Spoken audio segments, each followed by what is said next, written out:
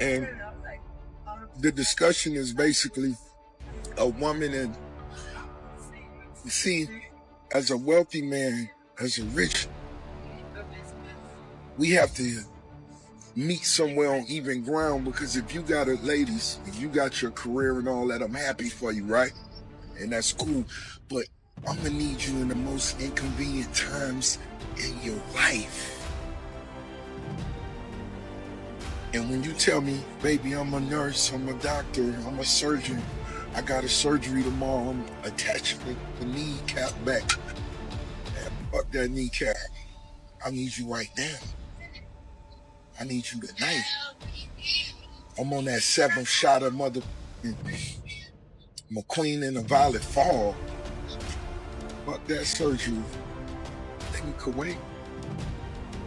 You sleep anyway. So I think what it is, of course, ladies, get your education and have your career and all that just to show that you capable. But when you get with a rich nigga, that's over with.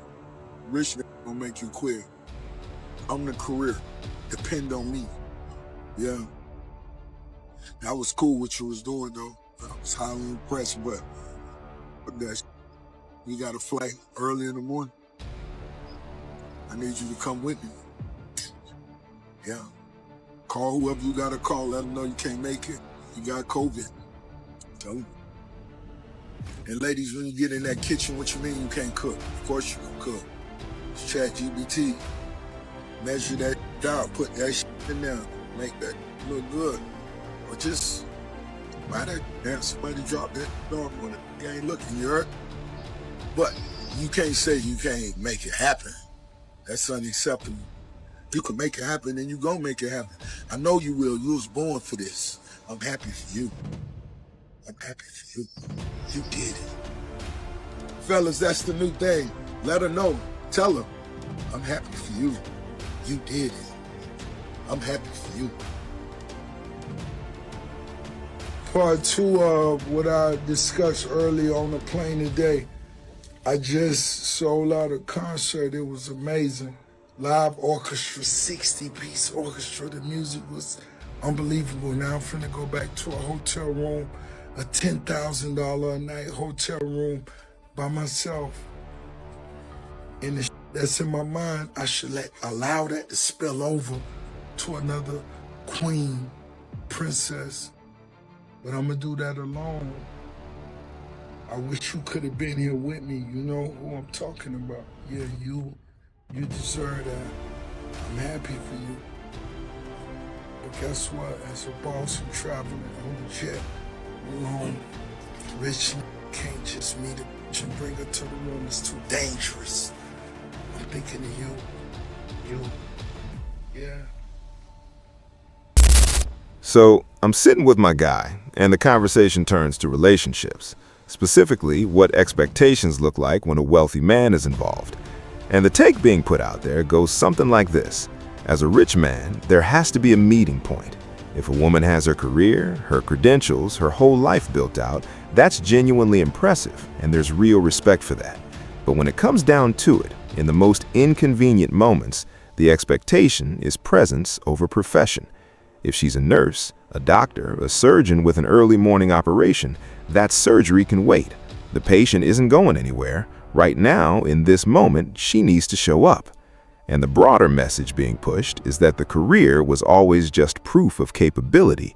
Once a wealthy man enters the picture, that's supposed to become secondary. He becomes the career, the stability, the plan. Everything she built was impressive, but now it's background noise. Then it shifts. He's traveling alone. Just came from a live concert with a 60-piece orchestra, the kind of experience that stays with you.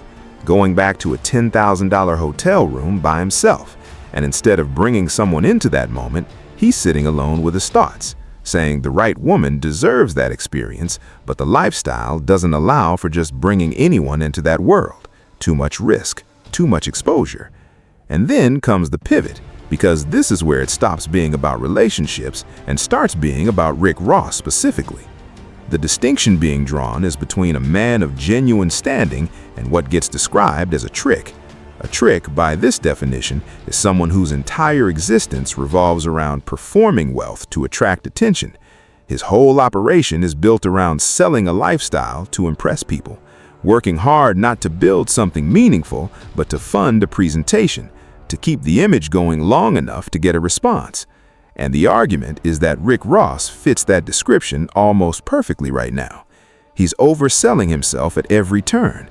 And what makes it even telling is that underneath it all, the constant bragging suggests a deep insecurity, like without the flex, without the name drops and the lifestyle performance, he genuinely believes he has nothing to offer, that the money is the only thing making him relevant in any room. And that, more than anything else, is what people are finding hard to respect. Rick Ross is out here tripping. People can't understand that. I meet a chick, if I fuck with you, you deserve the ball, shorty. Come kick it with me, boom, boom, boom. Everybody don't deserve to, you to fuck with and have a long-term relationship. I don't know how niggas are. I ain't really, you know what I mean? If we cool, we cool. Yeah. And let's enjoy it. I ain't your enemy. Can you trust a woman? You can't trust a lot. Do you think you can actually find real love? I get to know you, we become friends. I wish you nothing but the best. Because, people 30 a month with me, 2 months with me could change your life forever, shorty. Got you. And they understand that and they appreciate that. And majority of the time, they'll do anything to keep that line of communication there. But so Ross, spin the block. where does that come from? Niggas don't do that for they niggas. This is not the day and age of people even looking out for people or setting themselves up. Niggas gotta live their own life. If you don't understand this, you ain't supposed to understand this. You feel me? It's some niggas who meet a bitch and fall in love the first night. They mind made up. This time, some people can't understand that. I meet a chick, if I fuck with you, you deserve the ball. And that's what makes this whole thing so hard to watch without shaking your head. Think about the bigger picture here. Think about every woman who cycled through over the past 2 or 3 years, in and out, collecting what they came for and moving right along. The whole time, the energy being poured out was going nowhere productive. And when everything is said and done, what's left? You're sitting alone. You gave out like it was a holiday, kept the cycle going just to satisfy the moment, and at the end of it all, there's nothing real built, nothing lasting to show for it. Just an empty room and the next one already lined up. And here's the broader lesson in all of this for the fellas. Money alone is not the foundation. Chasing the bag is necessary, that's not up for debate, but if the mind isn't right, if the spirit isn't healthy, if the body isn't being taken care of, the money will eventually expose all of that. Because what happens when a man is only focused on wealth and neglecting everything else is that the cracks start showing in exactly the kind of behavior we're talking about right now. And somehow it starts feeling normal. That's the dangerous part. Physical discipline matters more than people want to admit. You cannot pour everything in a building financially and let everything else go. When the body isn't right, the confidence isn't there. You go shopping and the clothes don't sit on you the way they should, the insecurities build quietly, and before long, the wallet becomes the opening line, leading with money before there's even a real conversation, before you even know who this person is or what they're actually about. That's not strength, that's a gap being filled with the wrong currency. Because think about what that cycle actually produces. Money goes out, nothing real comes back, and the whole thing starts over again, round after round. And what's the return on that investment? Nothing that lasts. Fellas, be wise out here. Genuinely. The bag matters, but so does everything you're building inside. Don't let one come at the expense of the other. And if you're rocking with the movement, you already know. Go grab some of that merch. We don't feed the birds over here. That's the standard.